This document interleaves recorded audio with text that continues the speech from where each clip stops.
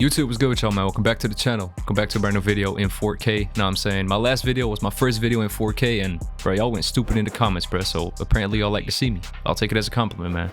Appreciate it. But in today's video, man, I'm gonna be showing y'all the easiest way to make hard beats. So I'm gonna try my best to be as clear as possible, man. So without further ado, let's get right into it. Alright, so I got today's beat that I'm gonna be deconstructing, pulled up right here in FL Studio, of course. I already made the beat, so like I said in the intro, I'm gonna try my best to be as clear as possible. Yeah, I'm gonna be sharing all my tips and tricks to make these type of beats the easiest way possible. So that's what the beat sounds like, man. Let's get it.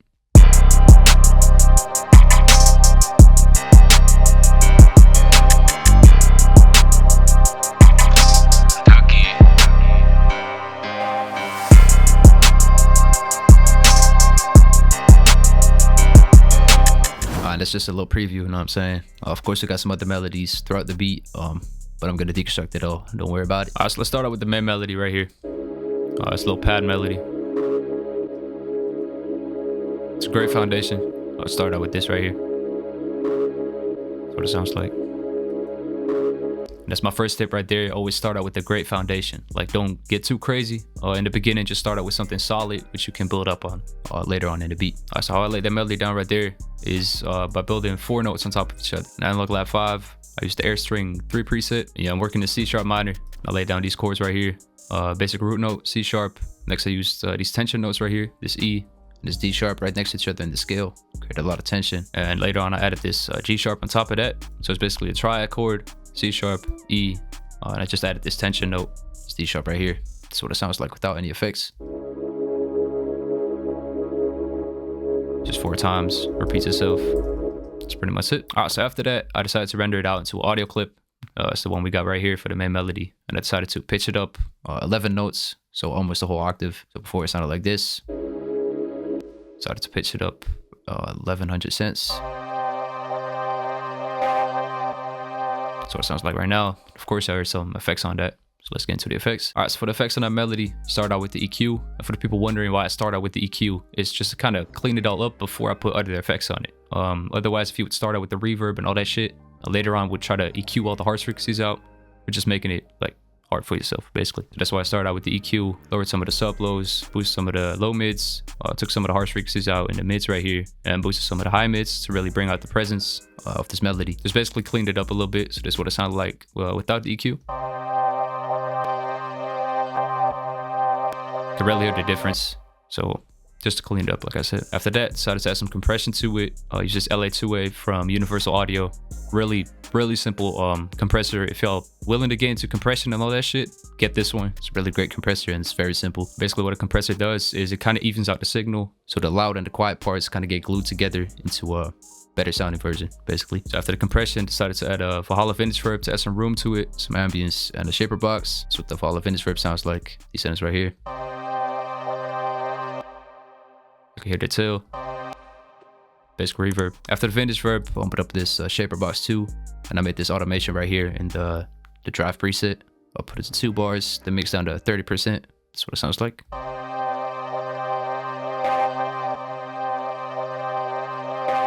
Just some automated distortion. It's just a cool effect that I like to add to my melodies. And the reason why I added this is the melody was very simple. So if you got a very plain, very simple melody, you of course can go crazy on that effect. So that's why I added this distortion to it. That's pretty much it for the first melody. That's it. And with these type of beats, man, layering is very important. Like, you can have one really complex melody, but it's better to have multiple melodies that just kind of complement each other and just go well together. So you can take some out in a verse and really have more like freedom in the arrangement. So after that main melody, y'all know I like my pianos, man. So instead of keyscape, I went for SRX piano. I was just browsing through some VSTs I had, and I came out with this one. It's the first preset called Premier Grand. I turned off the effects on that and just laid down some basic root notes, working in C sharp minor, like I said, but I pitched it up almost a whole octave. So now we're working in C minor. And like I said, I just laid down the root note C in 2 different octaves, just kind of build onto each other, kind of make it sound a little bit more full instead of having one note.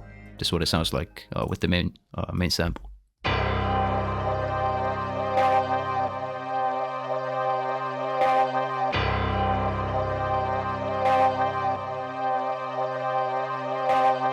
The reason why I like this piano so much is because it sounded very raw. Like, it sounded very hard. It's very ugly, if that makes sense. Compared to a keyscape that I use like all the time. Before I get into the effects that I put on that piano, I'm gonna deconstruct this second piano melody that I got right here. As you can see, there's a little gap right here in between the piano notes that I laid down, so I decided to add a little counter melody in between just to kind of bounce off of each other. I just laid down 4 notes: C sharp, G, D sharp, and D right here. I'm gonna play it first and then deconstruct it.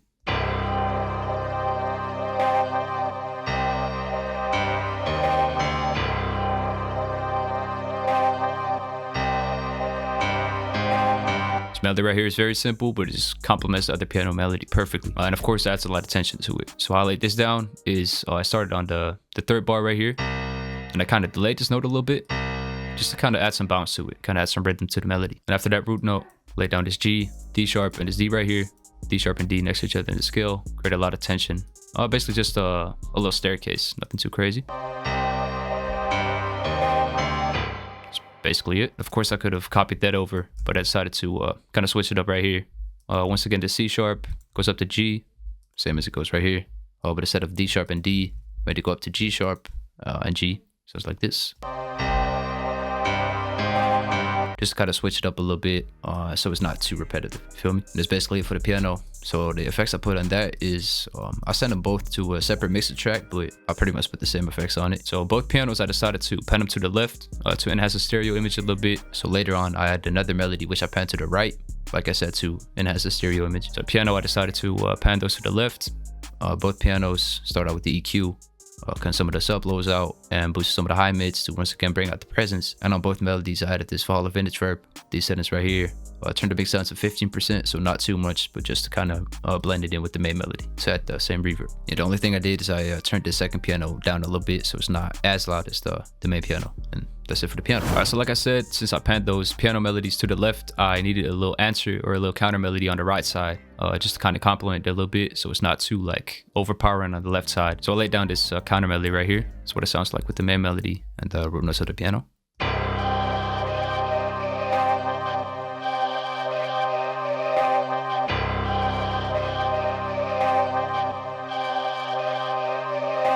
And that's hard as fuck, bro. I ain't even gonna lie.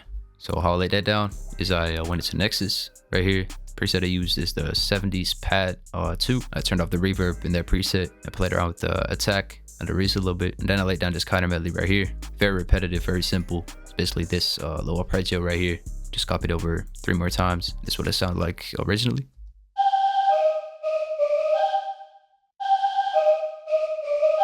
It's just a little counter melody which I laid down to kind of complement the main melody right here.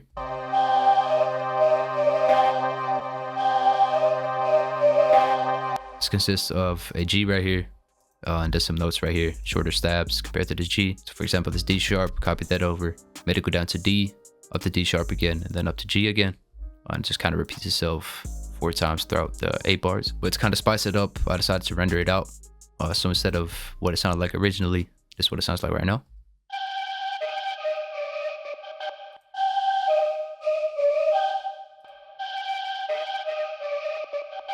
So like y'all can hear, it's a big difference. So of course, before putting any effects on it, I panned it to the right to complement the piano. Like I said before, for the effects, of course, start out with the EQ once again. Got the shelf right here.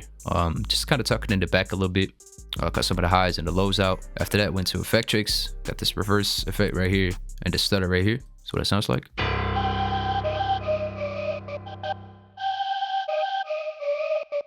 So now it makes sense visually. So after the Effectrix, added the synth Fall of Vintage verb to it. Turn the mix up to 30%, just add some room to it. So it's way better. After the Vintage verb, added some distortion to it with this plugin from Waves called Lil Tube. Turned the sensitivity to high and just played around with the drive and the output a little bit. Just some subtle distortion. Just like the way how that sounded. And after that distortion, opened up another EQ, just cut some of the high frequencies out and cut some of the lows out. So yeah, there's 5 effects on that entire melody. Of course, panned it to the right. And that's pretty much it for the counter melody. Like I said in the intro, I really wanted to keep this tutorial as simple as possible. So I only got 5 melodies right here. Added 1 more to it. It's this little vocal chop. So this is what it sounds like. The other melodies.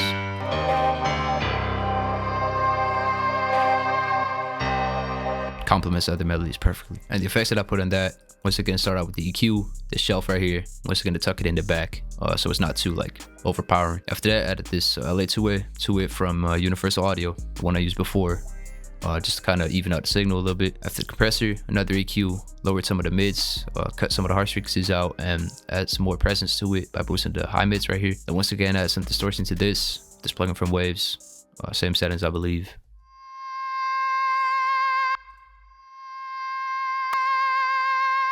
It's just that little like spice, that makes sense. Then lastly, to blend it in with the other melodies, I added the same Valhalla Vintage reverb to it, and it kind of glues it all together if you add the same reverb to every single melody. And then of course, as you can see, I kind of made it fade in and fade out a little bit with this crossfading tool up here, and that's the last thing I did to it. So that's it for the vocal. Alright, so now for the last element, which I added to the sample, I don't even know if it's a melody. It's a basic tubular bell. So a tubular bell from my rookie season drum kit. This one right here. And all I did is lay down the root note, C, and added some effects to that. Send it to a mixer track. And once again, cut some of the harsh frequencies out with the EQ. Added the stereo delay to it just to kind of give it a longer tail instead of it just being one note. And then lastly, added some reverb to it. These ends right here. And that's it for the sample. So let's get into the drums, man. So before I deconstruct everything, that's what the drums sound like by themselves.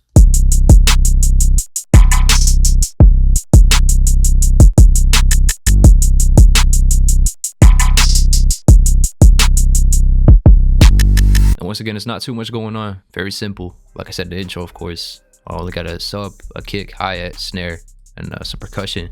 Very easy for artists to use. The drums are this simple. It's not too much going on, so that's why I kept it simple. Alright, so my next tip is how I usually start out the drums. I usually start out with the basic snare and a two-step hi-hat, which I add some rolls onto later on. The reason why I started with the hi-hats and the snares instead of the 808s is so you can get a basic balance going, if that makes sense. And later on, you can complement the hi-hats and the melody with the sub bass. So that's what I did. Lay down this basic snare pattern and this two-step hi-hat with only some rolls right here and right here. So that's what that sounds like.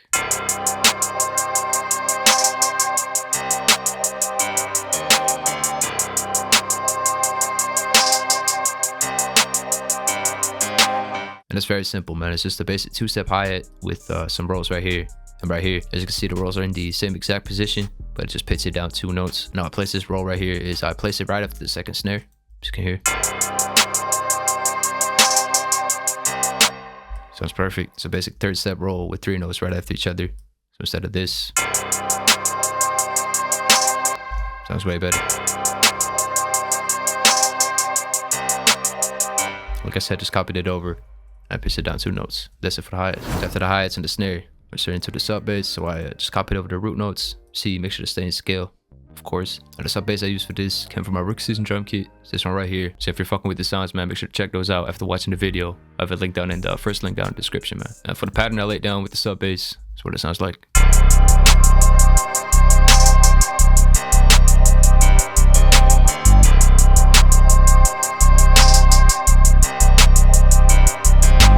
The thing I like to do when using the sub bass instead of an 808 is leave these little gaps in between. Otherwise, the sub bass is gonna be playing throughout the whole 8 bars. And of course, you want some little like breaks in between. Start out with these 2 hits right here.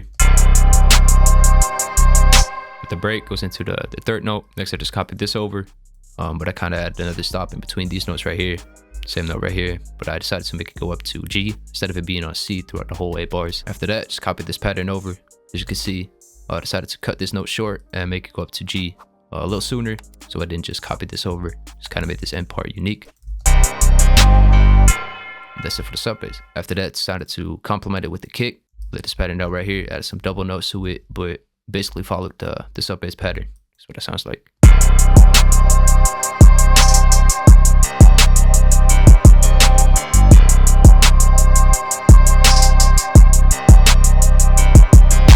Like I said, basically followed the sub bass pattern, but decided to add some double kicks to it. So this little accent kick right here. And the same one right here. Just kind of spice it up a little bit. Alright, so after the kick and the sub bass, we only got the percussion left, since I really wanted to keep these drums very simple. So I started out with this perk right here from my drum kit, added on the end of every 4 bars, just copied it over 3 notes. This is what it sounds like.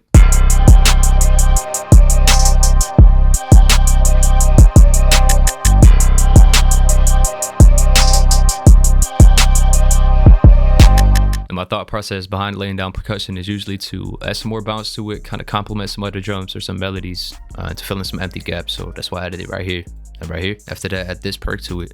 After the second bar, the sixth bar. That's what it sounds like.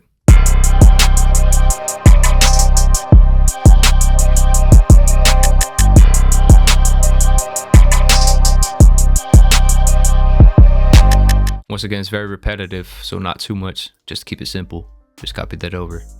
That's it for the percussion. Now for the last part of this beat, of course, the arrangement. I'm gonna deconstruct it real quick. So start out with this 8-bar intro right here. Immediately got the drums playing as well, just to really catch the artist's attention. So for the intro, got the main melody playing, root notes on the piano, and the little counter melody, which I added onto it. After that, gets into a 16-bar hook with the main melody playing throughout the whole hook. Same with the root notes. And I got this counter melody of the piano playing throughout the first 8 bars of the hook. Also in the first 8 bars, added this low vocal chop. Second 8 bars, added this counter melody to it, just kind of alternate between the two. For the drums of the hook, really wanted to have a lot going on. Just the hook, of course. So I almost got all the drums playing throughout the whole hook. But that changes in the verse, of course. So the first 8 bars got the main melody, root notes of the piano playing, as well as the vocal chop. Second 8 bars of the verse got the main melody, just to give the artist some space. So this is the verse, of course.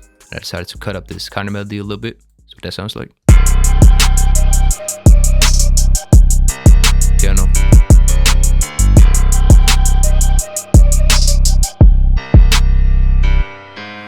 And of course, for the drums and the verse, decided to keep those very simple. So no percussion or nothing like that. So for the last part of the arrangement, got this 8-bar bridge right here with the main melody playing, the root notes of the piano and the counter melody without drums, of course, just to give the artist and the listener a break. That makes sense. And the last thing I added to it were these transitions. And that's pretty much it, man. That's all I got for today. And that's, in my opinion, the easiest way on how to make hard beats, man. That's how I've been doing it, and it's working for me. So I figured, why not share it with y'all, man. Also want to thank y'all for watching the video all the way to the end, man. Really appreciate all the love and support y'all been showing to the channel lately. We're close to 24K, so man, don't forget to fucking like the video and subscribe and all that shit. Also, don't forget to check out my drum kits, follow me on Instagram, all that shit. And that's all I got for today's video, man. So catch you on the next one. I'm out.